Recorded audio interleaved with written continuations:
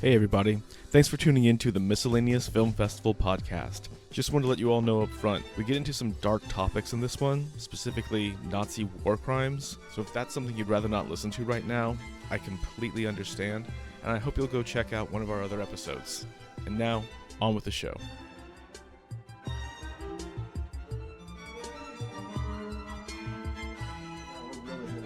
To talk about Come and See with this. Oh yeah, Come and See is from 1985. It was directed by Elem Klimov. It stars a fantastic young actor who's at the center of this. I'm going to try and get his name right. It was Alexei Kravchenko. Yes.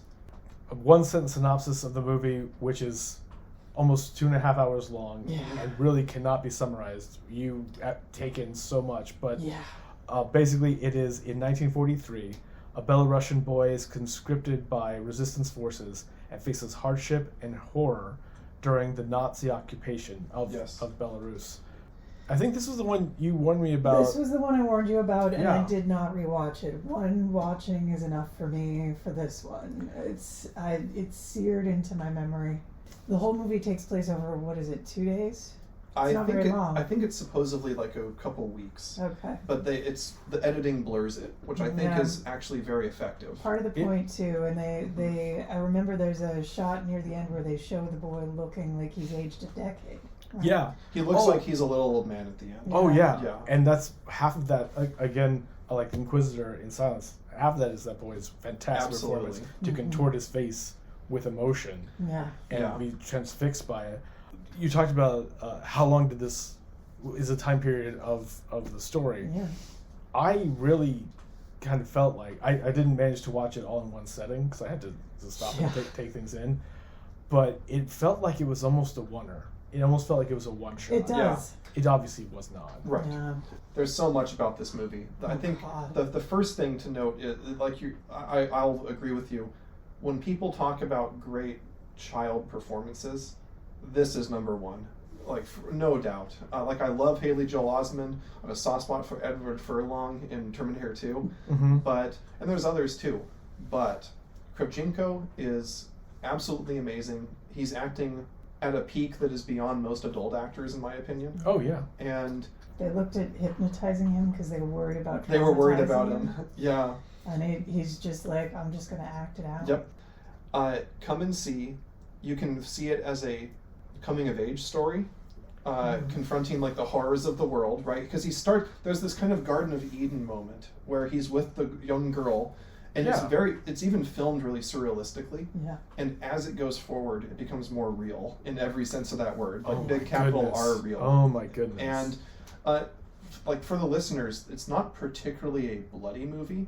It's not gory. I think what it is it's very visually visceral. It's very emotionally taxing. That's oh my goodness, it is exhausting. Why, people say that ammunition was live, but I think that's why it needed to be live.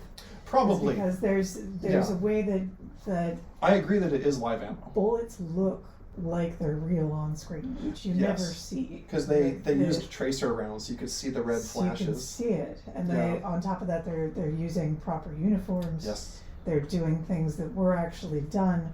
Their entire approach is realistic across the board, which is part of what makes it so hard to take, because it's not just fictional misery for the hell of it. It's stuff that people actually endure. Oh, this is practically a documentary. Yeah. This is based on actual interviews with survivors from the Belarusian invasion by and Nazis. Many villages were torched like this. Yeah. People were systematically killed. This how is did people not lose their minds? Well, there's not much here in this movie about communism and the horrors that the Russians did to themselves in this era. Right. But something that I have read over and over is the communists would end up wishing their family members would starve on their side of the fence rather than go to the Nazi concentration camps. And one of the reasons that I've heard from Soviet economists is because the Nazis favored efficiency more than the Soviets did. The Soviet system was a kind of defragmented centralization. The Nazi one had much more ideological strictness.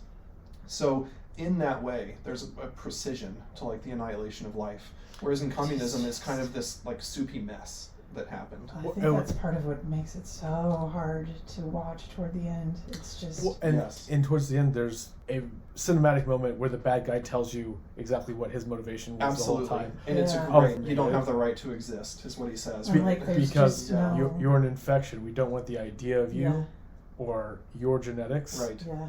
Because you're not German. It's the ultimate movie of having sympathy for the other, I would say. I think this movie should beg its audience to not care about nationality and care much more about the human cost and of nationalism. Yeah. And so the main character, he goes through this transformation. He volunteers out of naivety. Oh, he's so happy. He is so happy. When they come and take him from his mother. Yes, and there's a panning shot of his face. Yeah, and he's like, he looks almost as if he's indoctrinated. Even though I don't think he quite is. I think it's naivety more than indoctrination. He's just young. He's a boy. He's just a boy thinking that he's going to fight for his country. Yeah. And by the end, his family gets annihilated without him even being able to say goodbye. And there's this also kind of an odyssey moment in the movie. And at the mid chunk of the movie is him kind of just wandering, because he's experienced all this loss, and now he doesn't know where to point the gun, so to speak. Yeah. So it's just kind of wandering moment, like the knight searching for the Grail, almost. There's a moment sometime after he gets conscripted. He's so happy. He's kind of walking along between one point or another. He accidentally treads on a bird's nest, and you see that he has also tread on some hatchlings. Right. Basically, killed off the youth. Yeah. Right. Before they've hatched, or just as they've hatched, basically cutting off that generation of that bird's family. I did not realize at the time that was foreshadowing. I thought that was maybe just violence against youth that would happen against him as a young person. Right. And there's so much sportsmanship in this movie during the village massacre at the end, where the Nazis, it's clear that they're actually having fun. In the same way that the rape of Nanking happened from Japan to China. Yeah. And there's a moment where they tell the parents they're in the barn. So they lock these people in a barn with their children, and they make them kind of a Sophie's Choice type offer, right? And we won't give everything away. I will say then after I should probably do a trigger warning at the beginning of this episode. Maybe. For a lot of reasons. But when awful things like that were happening, I thought back to Jacob's Ladder. Yes. And the idea of American troops going abroad, where there would be a lack of instruction, a lack of leadership, and they're saying just point them in a direction and cause chaos and cause destruction and to wipe out the enemy. Just let them kill as many people as possible, women, children, what the fuck ever. Because the Nazi troops we see in this, like you said, sportsmanship, freewheeling, they do seem like they're having a jolly day out, just being horrible. They even have that beautiful fascists. shot of the Nazi who laughs uncontrollably when all the burning is happening. Yeah. And I love that shot because of how manic it is. It just shows you the sheerity of the evil. Yeah. Well, and then later when the Belarusians managed to pin down and trap 7 or 8 underneath Nazis, the bridge, they looked like scorned teenagers. Yes. Because they know. They have to know at some level what's happening. Because we all have, I think, this built-in moral intuition of you'd rather have people treat you the way that you would like to be treated, right? So there are some movies that just have these great standalone scenes. There's this moment. I was hoping you would get into this. And this is spoiler territory for listeners. So they capture the Nazis underneath this bridge after the village is massacred. And the Nazis, no one's really wanting to take accountability for what happened. And the Russians are ready to just murder all of them. Belarusians, yes. And the Belarusian commander, he stops them from killing them. He says, no, you need to hear out these people and what they actually believe. So there's this kind of tough love that he's giving to his own soldiers and own citizens of, you need to know what we're up against if you really want to do anything about this. That these guys believe you need to be exterminated because, and they will say this, they say it literally. They will say it under pressure even. That you do not have the right, that some races do not have the right to exist. Yes. Yeah. And there's a couple shots during this moment where our main character is wandering around and it cuts to this woman in an airplane and she's eating shrimp. And then it cuts to her later in the movie. The airplane's has crashed and she's dead and she's got vomit coming out of her mouth, or she's about to die. And these are knee-jerk, happening in your head. Yeah. And I actually think that that's a directorial choice of we're supposed to feel disjunction from these like visuals because that's exactly what our character is going through. Your brain's just kind of firing randomly at certain points because of the amount of trauma and stress that you're enduring.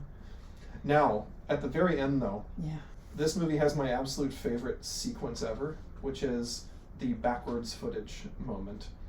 Where he's shooting the propaganda He's poster. shooting a propaganda poster of Hitler, and because it's the closest thing you can get to killing. By shooting, he like fires a gun at it. Yes. Yeah. And to set I think that is a great scene. But to set it up, one thing I liked about that was it shows that live rounds were used. Yes. And how low budget this was. Yeah. Yes. Because it's just a glass framed propaganda poster of Hitler, seemingly floating on top of a puddle. Right. Yeah. And our main character walks up and shoots the poster directly in Hitler's face.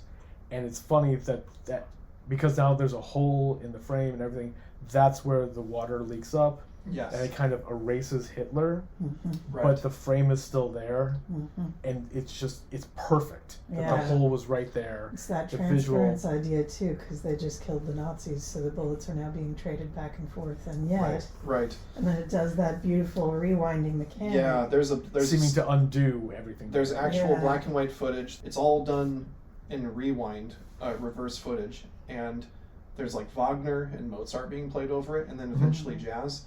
And it's going back in time from the Nazi invasion of Belarusia to like this early childhood picture of Hitler. And as we keep watching the footage roll in, reverse, it keeps cutting back to our character who's shooting this poster like just repeatedly. Right. And obviously it's this desperate like wish like can't we just take all this back? Yes. And I just want to stop it. It's this emotional outpouring of I wish none of this had ever happened to me, and or to any of us. And he stops shooting when the picture of baby Hitler with his mother is shown, and then he begins crying. Yeah. It's this wonderful moment of knowing this Hitler, for all the bad things that he's done, and I'm not an apologist in any way. No, was at one point he was corrupted along the way. He did not start out this way. He's still a person. He is still a person underneath, and regardless of how horrible he became. Yeah. And there's a deep compassion in that. Now the Soviets wanted to censor this movie and block it. It took Klimov a number of years to actually get approval to make it. Sure. Yeah, I can't believe And he himself was a Yeah. survivor of Stalingrad. And I just want to say real quick, for that moment you're talking about with the rewinding, I think it speaks to our character's motivation that in his mind, he's continuing to pull a trigger, continuing to unload on this picture of Hitler, erasing the man, almost to the point of completion. But he's not going to kill the baby. Kid. Yeah. He sees that there's a limit. There's a limit in himself. Yeah. Otherwise, he Which would be is- one of those maniacs that ran through town. Yeah, it's such an interesting thing because like people ask all the time as a rhetorical, would you kill Hitler if you could? And I love how seriously this movie answers that question. Like, would you kill Hitler if he was 3 and adorable and fine? You know? Of course not. That's the thing. I would kill his great-great-grandfather. Right. And because we know nothing about him. Exactly. It's so that's a wonderful moral message. Yeah. It also means that part of what I take from the movie is we should be very reluctant to apply the label of pure evil to any group or individual, in recognizing that we all come from this messy soup of humanity. Yeah. The older I've gotten, the more I believe that life is messy. Now that does not mean we can't make sense out of it, but it does mean that simple first principles often fail to be complete. Nuance is important. Right. I know a lot of people who have quite black and white views of how the world is, and I think they often commit the David Hume problem of mistaking how things are for how they ought to be. And that is a mistake, and whenever people use political ends to take what is and bring it to what ought to be in their eyes, it almost often requires destructive force. So and it nearly always backfires too. Yes, there's unintended consequences, and I think that this movie, to not be emotionally affected by this movie, it'd be hard for me to relate to that person.